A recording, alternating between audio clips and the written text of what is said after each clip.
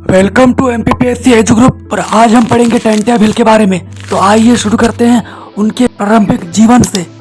टंट्या भील का जन्म सन 1842 में खंडवा जिले की पंधाना तहसील के बड़दा ग्राम में हुआ था। इनके पिता का नाम भाव सिंह भील था, जो एक आदिवासी किसान थे। टंट्या बचपन से ही कुशाग्र बुद्धि के थे। तीर कमान और लाठी में प्रशिक्षण प्राप्त कर महारत हासिल कर ली थी। फलिया उनका मुख्य हथियार था।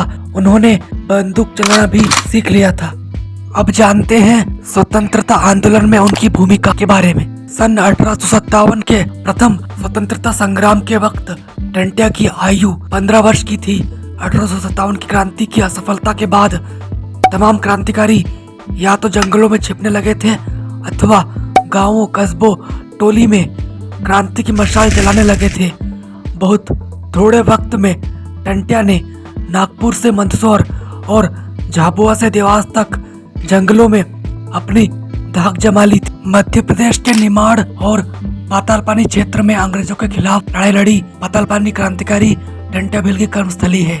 ये एक गांव से दूसरे गांव घूमते तथा अंग्रेज और उनके धनवान सहयोगियों से धन लूटकर गरीब आदिवासियों में बांट दिया करते थे। लोगों के सुख दुख में सहयोगी बने, गरीब कन्याओं की शादी कराई, निर्धन और असहाय लोगों की मदद की।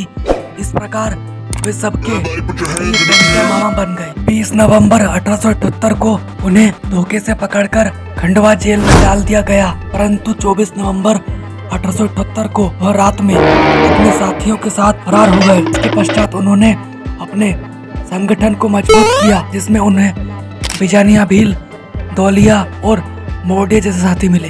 वह गुरिल्ला पद्धति के तहत अंग्रेजों पर हमला करते थे। ऐसा कहा जाता है कि 1857 की क्रांति में वे तात्या टोपे के साथ थे, जिनसे उन्होंने गुरिल्ला पद्धति सीखी थी। 1857 के बाद होलकर अंग्रेजों के दोस्त बन गए थे। जो अंग्रेजों के दोस्त वह टंट्या की टोली के दुश्मन थे। उनके लगातार हमलों से भयभीत होकर होलकर राज्य ने बाकायदा टंट्या से संधि की। टंट्या को पकड़ने के लिए ब्रिटिश सरकार को स्पेशल टास्क फोर्स गठित करनी पड़ी थी। आइए अब पढ़ते हैं टंट्या की गिरफ्तारी के बारे में। टंट्या को पकड़ने के लिए अंग्रेजों ने उनकी मुंह भोली बहन सुरेखा के पति गणपत राजपूत का सहयोग लिया। गणपत ने रक्षाबंधन पर टंट्या को घर बुलाया और धोखे से अंग्रेजों ने टंट्या को वहां पकड़ लिया।